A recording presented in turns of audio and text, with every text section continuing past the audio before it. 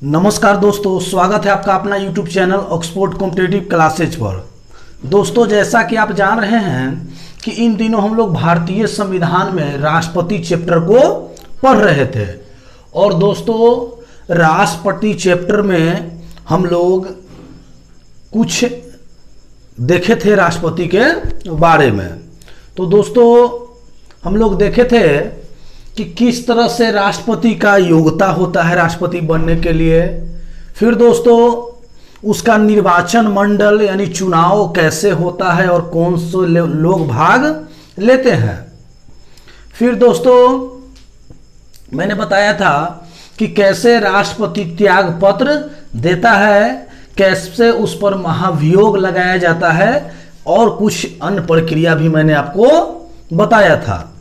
दोस्तों, राष्ट्रपति चैप्टर को ही कंटिन्यू करते हुए उसके अगले पार्ट को हम लोग देखेंगे, जिसमें वेतन भत्ते, अधिकार, कितने प्रकार का अधिकार है दोस्तों, नियुक्ति, विधायी शक्ति, मनोनयन, अध्यादेश, सैनिक, क्षमादान, आपातकाल, ये सब घटना, ये सब टॉपिक को दोस्तों हम लोग देखेंगे। तो दोस्तों, हम टॉपिक को स्टार्ट करते हैं। चलिए, तो राष्ट्रपति में एक टॉपिक है दोस्तों, इससे पहले एक टॉपिक है, ध्यान दीजिएगा।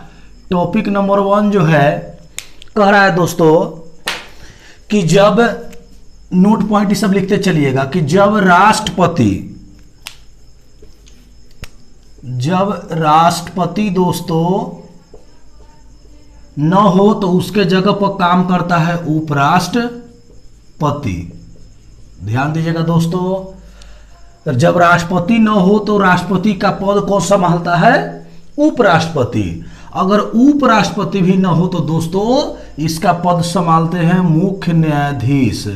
मुख्य न्यायाधीश सुप्रीम कोर्ट के दोस्तों, यानी सर्वोच्च न्यायालय, जिसको उच्चतम न्यायालय भी कहते हैं। तो दोस्तों, ये बात को ध्यान में रखिएगा कि अनुच्छेद 70 में दोस्तों इसकी चर्चा है कि राष्ट्रपति अगर न हो तो उसका पद उपराष्ट्रपति संभालेंगे, अगर उपराष्ट्रपति भी न हो तो मुख्य न्यायाधीश, सुप्रीम कोर्ट के मुख्य न्यायाधीश।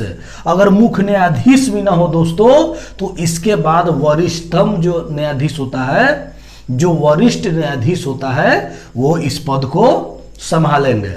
तो दोस्तों, ऐसा एकमात्र व्यक्ति थे जो राष्ट्रपति नहीं थे तो उपराष्ट्रपति भी नहीं थे, राष्ट्रपति नहीं थे उपराष्ट्रपति भी नहीं थे, तो वो पद मुख्य न्यायाधीश संभाले थे दोस्तों। उनका नाम क्या है तो नोट कीजिएगा, मोहम्मद हिदायतुल्लाह। तो दोस्तों याद रखिएगा, एक जस्टिस से यानी एक न्यायाधीश थे मोहम्मद हिदायतुल्लाह। तो एग्जाम में क्वेश्चन आता है दोस्तों कि एकमात्र वैसे व्यक्ति का नाम बताइए जो सुप्रीम कोर्ट के मुख्य न्यायाधीश भी थे और राष्ट्रपति बने, तो मोहम्मद हिदायतुल्लाह। इस पॉइंट को भी दोस्तों नोट कर लीजिएगा। चलिए,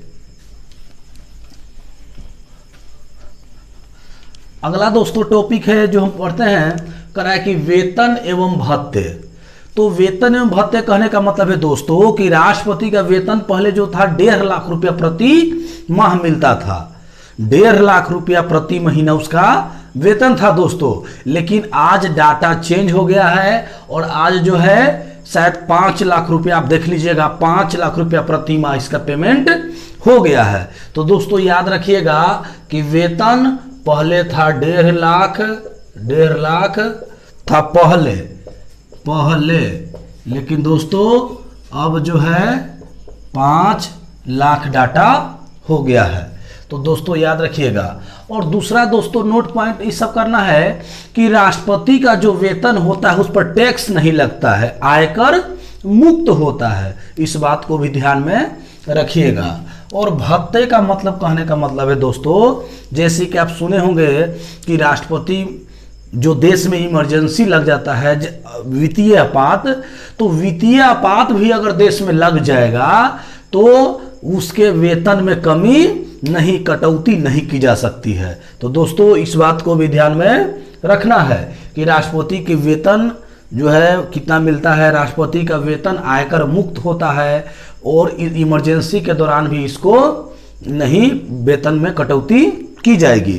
फिर दोस्तों याद रखना है कि इसमें जो राष्ट्रपति होते हैं उनको रहने के लिए निःशुल्क सेवा, टेलीफोन का सेवा और भी दोस्तों यात्रा, हवाई यात्रा वगैरह वगैरह जो है ये सब फ्री मिलता है दोस्तों इनको।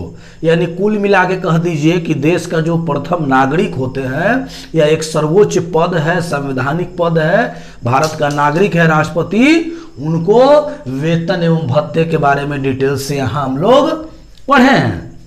तो आयकर से मुक्त होता है और इनको बहुत सारे सुख सुविधाएं दी जाती है। चलिए आगे है दोस्तों, अगला देखिएगा, आगे कह रहा है कि राष्ट्रपति के अधिकार क्या है। तो सबसे पहले दोस्तों उनका नाम जान लेते हैं, क्या क्या अधिकार है।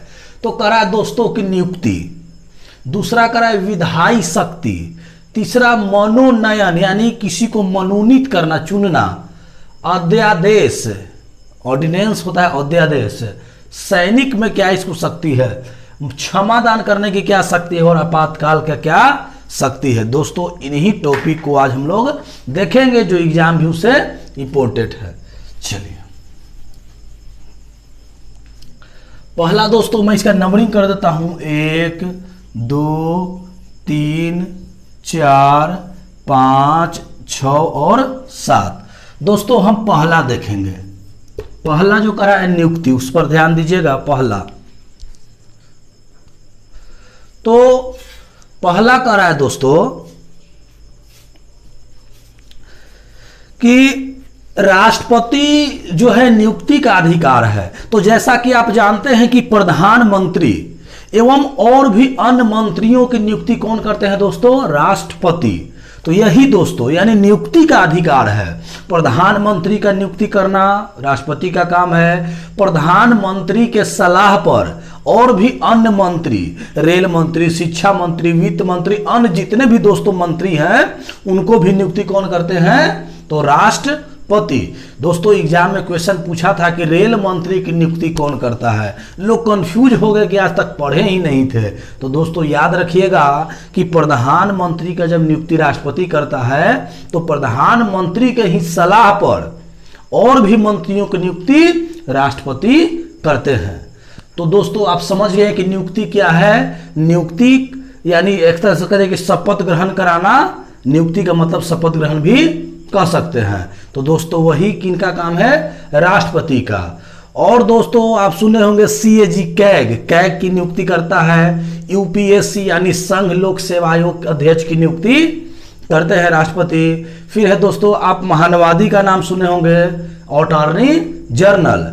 दोस्तों सर्वोच्च न्यायालय के मुख्य न्यायाधीश की नियुक्ति, उच्च न्यायालय के मुख्य न्यायाधीश की नियुक्ति, या जितने भी विभाग हैं दोस्तों, जैसे आप सुने होंगे महिला आयोग के अध्यक्ष और भी अन्य, जैसे आप सुनेंगे अल्पसंख्यक आयोग के अध्यक्ष, भारतीय आयोग के अध्यक्ष, भाषा आयोग के अध्यक्ष। तो अन्य दोस्तों आप जो है विस्तार रूप से इसको एक किताब पकड़ लीजिएगा और उसको अच्छे ढंग से अध्ययन कीजिएगा। दोस्तों मेरा काम है यहाँ केवल गाइड करना कि पढ़ा कैसे जाए, और मैं पॉइंट बाय पॉइंट दोस्तों मैं आपको पढ़ाने का प्रयास कर रहा हूँ। तो दोस्तों देख लिए आप कि नियुक्ति में क्या करना है, यानी किसको राष्ट्रपति नियुक्त करते हैं। क्योंकि दोस्तों जो हम टॉपिक पढ़ रहे हैं वो राष्ट्रपति पढ़ रहे हैं, यानी इसमें जो भी काम करेंगे राष्ट्रपति संबंधित मामला होगा। तो देख लिए दोस्तों कि राष्ट्रपति किस तरह से नियुक्ति करते हैं। अगला है दोस्तों पॉइंट 2, जैसा कि लगता है विधायी। विधायी का मतलब क्या होता है दोस्तों, जो कानून बनता है तो उसमें कैसे कैसे इनका अधिकार है, किनका दोस्तों, राष्ट्रपति का। तो दोस्तों विधायी में सबसे पहले आप जानते हैं कि राष्ट्रपति संसद का एक अभिन्न अंग होता है। जैसा कि दोस्तों आप जानते हैं कि अनुच्छेद 79 के तहत इस बात को कहा गया है कि संसद का गठन लोकसभा, राज्यसभा एवं राष्ट्रपति से मिलकर होगा, जिसमें 2 सदन होंगे और 3 अंग होगा। तो राष्ट्रपति दोस्तों अभिन्न अंग है, राष्ट्रपति संसद का अंग है। तो दोस्तों कह रहा है कि इसको अधिकार क्या क्या है, यानी कौन सा अधिकार, विधायी अधिकार, कानूनी अधिकार क्या क्या है। तो पहला कह रहा है दोस्तों ध्यान दीजिएगा, जब संसद का सत्र चलता है, तो संसद में सत्र जब चलता है दोस्तों, तो संसद के सत्र को आहूत करना यानी बुलाना फिर करा है दोस्तों कि सत्रवसान करना, जहां लिख देता हूं दोस्तों आहूत यानी बुलाना। फिर दोस्तों सत्रवसान वासान दोस्तों समझ गए। तो सत्रवसान करना, आहूत करना किनका काम है दोस्तों? तो ये राष्ट्रपति का काम है। चलिए फिर करा है दोस्तों कि लोकसभा भंग करना। जैसा कि आप जानते हैं कि राष्ट्रपति जो है लोकसभा भंग कर सकते हैं प्रधानमंत्री यानी मंत्री परिषद की सलाह से। तो लोकसभा भंग भी करना दोस्तों कौन सी शक्ति है? तो विधायी शक्ति है, इस बात को भी ध्यान रखिएगा। उसके बाद कह रहा है दोस्तों कि जैसा कि आप जानते हैं कि कोई नया सरकार बनती है तो उनका प्रथम जो सत्र होता है उस सत्र का अभिभाषण भी दोस्तों वही करते हैं, यानी उनके नया सरकार के बारे में सभी लोग को पढ़कर संसद में सुनाते हैं। तो ये काम कौन करते हैं दोस्तों? तो राष्ट्रपति। तो ये विधायी शक्ति है दोस्तों, यानी अभिभाषण करना। अभिभाषण तो नया सत्र जब शुरू होता है दोस्तों, या प्रत्येक साल जो है जब होगा सत्र चलेगा तो उसमें भी अभिभाषण करते हैं राष्ट्रपति। तो इसको भी ध्यान रखिएगा दोस्तों। फिर करा है दोस्तों कि लोकसभा राज्यसभा के बीच कुछ विवाद होता है तो संयुक्त अधिवेशन, यानी संयुक्त मतलब दोनों का अधिवेशन बुलाते हैं राष्ट्रपति। ये अनुच्छेद 108 में इस बात को कहिए गए। तो दोस्तों ये भी याद रखिएगा, संयुक्त अधिवेशन। दोस्तों मैं जितना भी पॉइंट बता रहा हूं सब एक किताब निकालिए आप और इस चैप्टर को निकाल के ढंग से दोस्तों पढ़िए। मैं जो भी बात कर रहा हूं ये आपको हर किताब में मिलेगा और इसको अध्ययन कीजिएगा दोस्तों विस्तार से। तो संयुक्त अधिवेशन और भी अन्य प्रकार का दोस्तों विधायी शक्तियां में होते हैं। जैसे आप जानते हैं कि विधेयक पास होता है तो राष्ट्रपति का सिग्नेचर से ही वो कानून बनता है। तो दोस्तों और भी जो पॉइंट है उसको आप किताब से देखने का प्रयास कीजिएगा। ऐसे मुख्य बातें जो दोस्तों मैंने आपको बता दिया। चलिए तीसरा करा दोस्तों मनोनयन। मनोनयन का मतलब क्या दोस्तों? कि मनोनीत यानी चुनना। तो जैसे आप जानते हैं दोस्तों कि राष्ट्रपति लोकसभा में और राष्ट्रपति राज्यसभा में, दोस्तों मैं लिखता हूं यहां लोकसभा और यहां लिख देते हैं राज्यसभा। समझ गए दोस्तों, ये लोकसभा और ये राज्यसभा। तो दोस्तों 2 गो लोकसभा में और राज्यसभा में 12 गो। इसको कैसे है? तो एंग्लो इंडियन। और ये जो है दोस्तों तो कला, साहित्य, विज्ञान एवं अन्य के क्षेत्रों में। तो दोस्तों मनोनयन का मतलब हुआ दोस्तों कि मनोनीत करना या चुनना। तो दोस्तों राष्ट्रपति को यह अधिकार दिया गया है कि लोकसभा में 2 व्यक्ति को चुनेंगे। कौन से 2 व्यक्ति को? एंग्लो इंडियन यानी आंग्ल भारतीय। जब राष्ट्रपति को ऐसा लगता है कि उचित जो है उत्तराधिकारी सदस्य है नहीं है तो अपने मन से अपने अधिकार का प्रयोग करके लोकसभा में 2 व्यक्ति को चुन सकते हैं एंग्लो इंडियन के तहत। कि कौन व्यक्ति को दोस्तों? एंग्लो इंडियन को। कौन चुनते हैं? राष्ट्रपति। कितने व्यक्ति को? तो 2 व्यक्ति को। तो भी याद रखिएगा दोस्तों। उसी तरह कहा कि राज्यसभा जो उच्च सदन होता है, लोकसभा निम्न सदन होता है। तो राज्यसभा में दोस्तों कितने व्यक्ति को चुनते हैं? 12 व्यक्ति को। और ये 12 व्यक्ति कैसे होंगे? तो कला में निपुण होंगे, साहित्य होगा, विज्ञान होगा एवं अन्य क्षेत्र के जानकार होंगे। वैसे व्यक्ति को 12 व्यक्ति को राज्यसभा में चुनेंगे दोस्तों। कौन? राष्ट्रपति। अब दोस्तों एक एसएससी का पेपर था, उसमें क्वेश्चन पूछा था दोस्तों कि राष्ट्रपति संसद में कितने व्यक्ति को चुनते हैं, मनोनीत करते हैं। तो दोस्तों आप जानते हैं कि संसद 3 चीज से मिलकर बना है, लोकसभा, राज्यसभा और राष्ट्रपति। तो राष्ट्रपति तो खुद चुन रहे हैं, तो 2 गो इसमें 2 गो इसमें, तो दोनों जोड़ देंगे तो 12 2 14। तो इस बात को भी याद रखिएगा दोस्तों। अलग अलग पूछे कि लोकसभा में कितने, तो 2, राज्यसभा में पूछे तो 12 और पूछे दोस्तों कि संसद में कितने, तो 12, 2 जोड़ दीजिएगा 14। तो दोस्तों उम्मीद करते हैं कि इस पॉइंट को भी आपने ढंग से समझा होगा कि मनोनयन मतलब मनोनीत करना या चुनना, तो कैसे किस प्रकार से चुना जाता है, कैसे चुनते हैं राष्ट्रपति, यानी कैसे उनका अधिकार है। चलिए अब देख रहे हैं दोस्तों, इतना गर्मी लगता है, फैन को बंद करना पड़ता है, और आप लोग वीडियो देखते हैं दोस्तों, सब्सक्राइब नहीं करते हैं, लाइक नहीं करते हैं दोस्तों। लाइक कीजिए, सब्सक्राइब कीजिए। चलिए अगला है दोस्तों, जो चौथा पॉइंट है वो है अध्यादेश। देखिए ये हो गया, ये हो गया, ये हो गया, ये वाला बता रहे हैं दोस्तों, अध्यादेश। अध्यादेश, अध्यादेश अनुच्छेद दोस्तों 123, अनुच्छेद 123 में है इसकी चर्चा दोस्तों।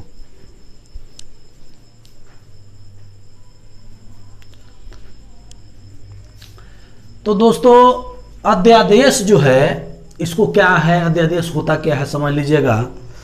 तो जैसा कि आप जानते हैं दोस्तों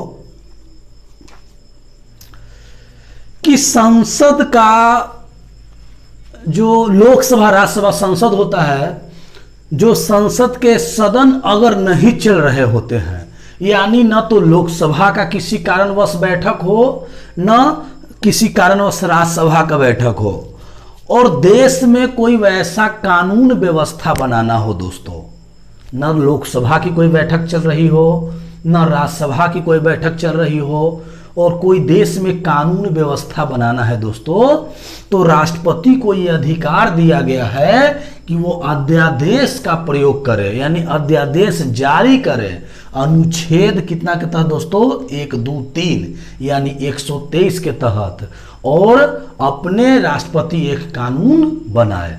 तो आप समझ गए दोस्तों कि जब न लोकसभा का न राज्यसभा का यानी संसद की बैठक नहीं चल रही होती है, उस कंडीशन में दोस्तों राष्ट्रपति अध्यादेश जारी करते हैं अनुच्छेद 123 के तहत। अब इसमें एक बात पॉइंट कहा गया है दोस्तों, ध्यान में रखिएगा, करा है कि अगर अगला सरकार दोस्तों होगा, अगला सरकार जब इसका गठित होगा, तो इस बात को मानेगा नहीं मानेगा वो दोस्तों सरकार पर डिपेंड करता है। अगला संसद जो है बनेगा, सदन जो अगला बैठक करेगा उसको इसमें पेश किया जाएगा और उस सदन पर डिपेंड करेगा। अब दोस्तों इसका प्रभाव जो होता है दोस्तों ध्यान दीजिएगा, इसका प्रभाव कह रहा है कि 6 सप्ताह, 6 सप्ताह यानी 42 दिन तक दोस्तों ये प्रभावी रहता है। ये क्वेश्चन पूछा है दोस्तों एग्जाम में, कि ध्यान दीजिए क्या पूछा है, कहा है कि 1-2 अध्यादेश जारी कर सकता है जिसका प्रभाव संसद के अधिनियम के समान होता है। इसका प्रभाव संसद के अधिनियम के समान होता है। इसका प्रभाव संसद सत्र के शुरू होने के 6 सप्ताह तक रहता है, यानी जब संसद का सदन शुरू हो गया तो 6 सप्ताह तक दोस्तों रहता है। उसके बाद कह रहा है कि परंतु राष्ट्रपति राज्य सूची के विषयों पर अध्यादेश जारी नहीं कर सकता है। राज्य सूची पर राष्ट्रपति अध्यादेश जारी नहीं कर सकता है। जब दोनों सदन सत्र में होते हैं तब राष्ट्रपति को यह शक्ति नहीं होती है, यानी जब सत्र चल रहा हो तो राष्ट्रपति को शक्ति नहीं है, जब नहीं चलता है तो अध्यादेश की शक्ति है। तो समझ गए दोस्तों इस पॉइंट को भी कि अध्यादेश क्या होता है। चलिए आगे बढ़ते हैं। अगला पॉइंट दोस्तों कि सैनिक। सैनिक कहने का मतलब क्या है दोस्तों, कि हमारे देश में जो 3 प्रकार की सेना है, वायु, जल और स्थल। स्थल को ही थल बोलते हैं और जल को भी बोलते हैं नौ सेना। तो ये तीनों सेना का दोस्तों प्रमुख होते हैं। क्या होते हैं? प्रमुख होते हैं कौन? राष्ट्रपति। तो इस बात को भी ध्यान में रखिएगा दोस्तों कि तीनों सेना का प्रमुख कौन होता है दोस्तों? राष्ट्रपति। तो समझ गए दोस्तों कि सैनिक का मतलब क्या हुआ कि तीनों सेना का प्रमुख कौन होंगे? राष्ट्रपति, यानी सर्वोच्च होंगे राष्ट्रपति, और इनका प्रयोग विधि द्वारा नियमित ढंग से होगा। चलिए अगला है दोस्तों, इसको मिटाते हैं क्योंकि पॉइंट दोस्तों हो गया, ऊपर का पॉइंट हमने आपको बता दिया। अब अगला है क्षमादान। ध्यान दीजिएगा दोस्तों, 6 नंबर जो है क्षमादान, क्षमादान कह रहा है दोस्तों कि संविधान के अनुच्छेद 72, ध्यान दीजिएगा, अनुच्छेद 72, क्षमादान अनुच्छेद 72 में इसकी चर्चा है। एग्जाम में क्वेश्चन आ सकता है दोस्तों कि राष्ट्रपति जो क्षमादान करते हैं उसकी चर्चा किस अनुच्छेद में है, तो अनुच्छेद 72। क्या कह रहा है दोस्तों, इसमें कह रहा है कि संविधान के अनुच्छेद 72 के अंतर्गत राष्ट्रपति को किसी अपराध के लिए दोषी ठहराए गए किसी भी व्यक्ति के दंड को क्षमा करने का अधिकार है। यानी जो व्यक्ति को दंड दिया गया है उस व्यक्ति को भी क्षमा कर सकते हैं, कौन, राष्ट्रपति। तो राष्ट्रपति को दोस्तों यह अधिकार है क्षमा करने का। तो क्षमा में भी कैसी क्षमा दोस्तों, तो ध्यान दीजिएगा, कह रहा है कि 3 प्रकार का है, ध्यान दीजिएगा। नंबर 1 प्रविलंबन, लंबन। दूसरा कह रहा है दोस्तों, दूसरा परिहार, परिहार। और तीसरा कह रहा है दोस्तों लघुकरण, लघुकरण। चलिए, कह रहा है दोस्तों कि क्षमा जो है 3 प्रकार का करते हैं, एक प्रविलंबन, एक परिहार है, एक लघुकरण। तो दोस्तों क्षमा में दंड और बंदीकरण दोनों हटा दिया जाता है। कह रहा है कि दंड और बंदीकरण हटा दिया जाता है। अब देखिए दोस्तों, कह रहा है कि लघुकरण में, लघुकरण जो है दोस्तों ध्यान दीजिएगा, लघुकरण, तो लघुकरण में दंड के स्वरूप को बदलकर कम किया जाता है, यानी जो दंड दिया जाता है उसको कम कर दिया जाता है। फिर कह रहा है दोस्तों परिहार में दंड की प्रवृत्ति में परिवर्तन किए बिना उसकी अवधि कम कर दी जाती है। यानी परिहार में दोस्तों जो समय के लिए सजा दिया जाता है उसको कम कर दिया जाता है।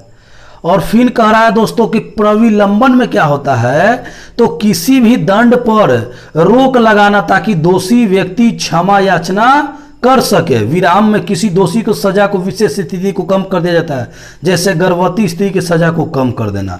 तो दोस्तों आप लोग देख लिए कि 3 प्रकार का प्रावधान है सजा को कम करने का, प्रविलंबन, परिहार और लघुकरण। और आप जानते हैं कि फांसी की सजा को भी माफ करने का अधिकार दोस्तों राष्ट्रपति को है। किसी को फांसी अगर हो गया है तो फांसी की सजा भी रुकवा सकते हैं राष्ट्रपति। तो दोस्तों इसको विस्तार रूप से अगर और पढ़ना होगा तो आप अपने किताब को निकालिएगा और उसको ढंग से पढ़िएगा। जैसे मैंने बता दिया है कि प्रविलंबन है सजा को कम करना, एक रूप है परिहार और दूसरा रूप है लघुकरण। तो इसको देख लीजिएगा दोस्तों, ये सब क्षमादान करने की है। चलिए एक नोट पॉइंट कह रहा है दोस्तों, ध्यान दीजिएगा, कह रहा कि जब क्षमादान की पूर्व याचिका राष्ट्रपति ने रद्द कर दी हो तो दूसरी याचिका नहीं दायर की जा सकती है। यानी राष्ट्रपति अगर क्षमादान की याचिका को रद्द कर दिया है कि क्षमादान नहीं होगा तो दूसरी याचिका दायर आप नहीं कर सकते हैं। इस बात को भी नोट पॉइंट में याद रखिएगा। अगला है दोस्तों आपातकाल। चलिए हम लोग 7वां पॉइंट देखेंगे, इसमें जो है आपातकाल। चलिए आपातकाल, आपातकाल जैसे दोस्तों आप जानते हैं कि अनुच्छेद 352, 356 और 360 दोस्तों ये है राष्ट्रीय आपात, राष्ट्रीय आपात। ये है दोस्तों राष्ट्रपति शासन, राष्ट्रपति शासन। और ये है दोस्तों वित्तीय आपात, वित्तीय आपात। दोस्तों आप जानते हैं कि जो आपातकाल जो है भाग 20 में इसकी चर्चा है। भाग कितना में दोस्तों? भाग 20 में।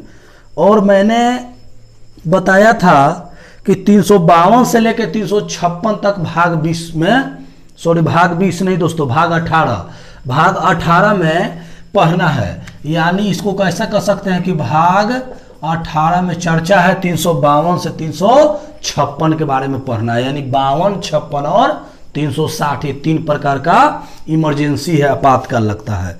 तो क्या करा है दोस्तों कि राष्ट्रपति को आपातकालीन शक्ति क्या है, यानी देश में इमरजेंसी लगाने का अधिकार किसको है दोस्तों? राष्ट्रपति को। अनुच्छेद 352 के तहत राष्ट्रीय आपात लग सकता है देश में, ये पूरे देश में लगता है दोस्तों, ये पूरे देश में लग जाता है जब 352 अनुच्छेद का प्रयोग होता है राष्ट्रीय आपात। 356 दोस्तों राष्ट्रपति शासन, तो राष्ट्रपति शासन दोस्तों किसी राज्य में लगता है, बिहार, यूपी, झारखंड ऐसा करके किसी राज्य में लगता है दोस्तों। और वित्तीय आपात ये भी पूरा देश में लगता है। तो दोस्तों वित्तीय आपात अभी तक तो नहीं लगा है, लेकिन दोस्तों कहा जाता है कि 124 बार अभी तक राष्ट्रपति शासन लगा है, और ये राष्ट्रीय आपात जो है अभी तक 3 बार लगा है। कब दोस्तों? तो एक 1962 में भारत चीन युद्ध हुआ था, और एक 1971 में हुआ था, और एक 1975 में। ये 3 बार इमरजेंसी लगा है दोस्तों। 62 में भारत चीन युद्ध, 1971 में भारत पाकिस्तान युद्ध, और 1975 में इंदिरा गांधी लगाई थी। इसको बोलते हैं तानाशाह, यानी अपने मन से आंतरिक गड़बड़ी की वजह से इसको लगाया था। तो इस बात को ध्यान रखिएगा दोस्तों, 352 में राष्ट्रीय आपात है, 356 में राष्ट्रपति शासन है, और 360 में वित्तीय आपात है। ये दोनों लग चुका है दोस्तों, लेकिन ये अभी नहीं लगा है। अब दोस्तों राष्ट्रीय आपात लगता कैसे है समझिएगा दोस्तों। करा कि राष्ट्रीय आपात लगता कैसे है, तो करा कि युद्ध या बाह्य आक्रमण से, अगर कोई युद्ध कर दे, बाहर से आक्रमण कर दे दोस्तों, तो इमरजेंसी लगा सकता है राष्ट्रपति। फिर करा दोस्तों कि राज्यों में, हाँ हो गया, राज्यों में हाँ हो गया। उसके बाद करा कि सशस्त्र विद्रोह के कारण लाया जाता है, यानी कोई विद्रोह कर दे दोस्तों, तो ये 352 का प्रयोग कर सकते हैं। 356 करा है दोस्तों कि राज्यों में अगर संवैधानिक तंत्र फेल रहे, यानी जो राष्ट्रपति शासन तब लगाया जाएगा जब किसी राज्य में शासन चल रहा है, लेकिन वहां शासन का ढंग नहीं सही है, यानी मारकाट हो रहा है, नियम का उल्लंघन हो रहा है, उस स्थिति में राष्ट्रपति शासन लग सकता है। चलिए फिर करा दोस्तों कि वित्तीय आपात क्या है, तो आप जानते हैं कि देश में अगर वित्तीय पैसा की कमी होने की वजह से वित्तीय आपात लग सकता है, और ये कम से कम 2 महीना तक लगता है दोस्तों। न्यूनतम अवधि कितना है? 2 माह तक वित्तीय आपात का, अभी तक लगा नहीं है। चलिए फिर आगे का एक नोट है, पॉइंट दोस्तों कह रहा है, इसको समझ गए होंगे। आगे का एक पॉइंट है,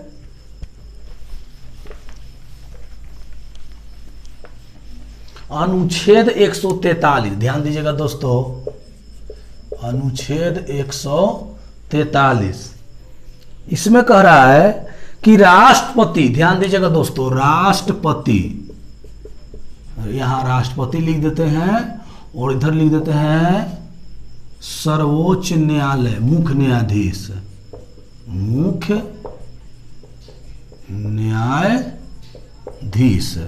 तो दोस्तों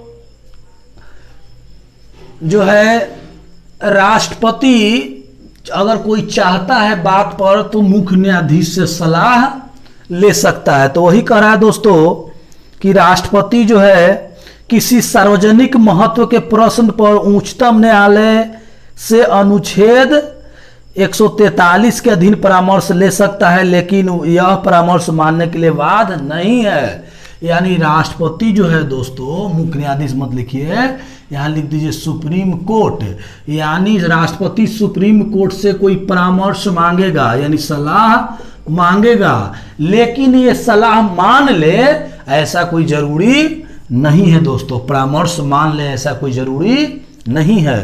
तो याद रखिएगा दोस्तों, क्वेश्चन एग्जाम में पूछा है, इसकी चर्चा कितनी में है? राष्ट्रपति जब किस सर्वोच्च न्यायालय से सलाह लेता है तो 143 यानी अनुच्छेद 143। चलिए आगे है दोस्तों एक पॉइंट और, कि राष्ट्रपति किसी विधेयक पर अनुमति देने या न देने के निर्णय लेने की सीमा का अभाव होने के कारण राष्ट्रपति जेबी वीटो का प्रयोग कर सकता है, क्योंकि अनुच्छेद 111 में केवल यह कहता है कि यदि राष्ट्रपति विधेयक लौटाना चाहता है तो विधेयक को उससे प्रस्तुत किए जाने के बाद यथाशीघ्र लौटा देगा। जेबी वीटो शक्ति का प्रयोग उदाहरण है 1986 में। ढूंढ लीजिए दोस्तों, यानी राष्ट्रपति को एक अधिकार है कि किसी भी बिल पर सिग्नेचर करना न चाहें तो नहीं कर सकते हैं। इसका उदाहरण दोस्तों 1986 में एक बिल आया था जेबी वीटो, ध्यान दीजिएगा, जेबी वीटो इसका नाम है, जेबी वीटो दोस्तों, यानी जेब में रख दिया जाता है, उसको किसी लॉक करके बिल को रख दिया जाता है, उस पर जवाब नहीं दिया जाता है। तो दोस्तों कह रहा है कि भारतीय डाकघर संशोधन विधेयक में, जिस पर तत्कालीन राष्ट्रपति ज्ञानी जैल सिंह थे, ने कोई निर्णय नहीं लिया। 3 वर्ष पश्चात 1989 में अगले राष्ट्रपति आर वेंकट रमन ने इस विधेयक को नई राष्ट्रीय मोर्चा सरकार के पास पूर्ण विचार हेतु भेजा, परंतु सरकार ने इसे रद्द करने का फैसला लिया। तो दोस्तों आप समझ सकते हैं कि राष्ट्रपति को वीटो अधिकार भी है, किसी भी बिल पर सिग्नेचर करेगा नहीं करेगा उसका वीटो अधिकार के तहत आता है। दोस्तों हम लोग वीटो अधिकार को भी देख लिए। अब दोस्तों जो मुख्य पॉइंट था वो थोड़ा देख लेते हैं। जैसे कह रहा है कि राजेंद्र प्रसाद 2 बार राष्ट्रपति बने हैं दोस्तों, लगातार उनका कार्यकाल है और सबसे लंबा कार्यकाल भी है, भी ध्यान में रखिएगा। डॉक्टर राधा कृष्णन दोस्तों 2 बार उपराष्ट्रपति बने हैं और 1 बार राष्ट्रपति बने हैं। कह रहा है कि वीवी गिरी एक ऐसे राष्ट्रपति हैं दोस्तों जो दूसरी मतगणना यानी दूसरे चक्र 2 बार गिनती हुआ तब जाके इनका जीत निश्चय हुआ। फिर कह रहा नीलम संजीव रेड्डी दोस्तों जो निर्विरोध चुने गए हैं, उनके पक्ष में कोई चुनाव ही नहीं लड़ा था, तो निर्विरोध चुने जाने वाले व्यक्ति दोस्तों नीलम संजीव रेड्डी। फिर कह रहा है कि एकमात्र महिला राष्ट्रपति तो प्रतिभा देवी सिंह पाटिल। दोस्तों हम लोग आज भारतीय संविधान में जो राष्ट्रपति चैप्टर था उसको हम लोग आज द एंड किए दोस्तों, आज द एंड किए, यानी ये आज समाप्त हुआ। हम लोग दोस्तों राष्ट्रपति का फर्स्ट वीडियो, सेकेंड वीडियो और थर्ड वीडियो में ये जो है राष्ट्रपति दोस्तों कंप्लीट हुआ। थोड़ा लंबा टॉपिक था दोस्तों, फिर भी मैंने महत्वपूर्ण प्रश्न को विस्तार ढंग से समझाकर आप लोगों को बताया। तो दोस्तों आज के लिए इतना ही, फिर मिलते हैं नेक्स्ट वीडियो में नए टॉपिक को लेकर के। और दोस्तों राष्ट्रपति चैप्टर को आप लोग विस्तार रूप से दोस्तों पढ़िए, 3 वीडियो में दिया गया है। और उसके बाद दोस्तों आप किसी एक किताब को पकड़ लीजिए और उस किताब से दोस्तों अध्ययन कीजिए। दोस्तों बिना मेहनत के कोई संभव नहीं है दोस्तों, सफलता बिना मेहनत के नहीं मिलती है। मैंने बोला है दोस्तों कि मेहनत करना ही पड़ेगा जीवन में सफल होना है, तो सफलता का कोई शॉर्ट तरीका नहीं होता है दोस्तों। तो दोस्तों इतना ही आज के लिए, फिर मिलते हैं नेक्स्ट वीडियो में। और आप लोग वीडियो को दोस्तों देखिएगा तो सब्सक्राइब कर दीजिएगा चैनल को, वीडियो को लाइक कीजिएगा, शेयर कीजिएगा। और जो दोस्तों मन में डाउट है पढ़ते समय उस वीडियो में कमेंट बॉक्स में आप कमेंट कीजिएगा। तो दोस्तों धन्यवाद।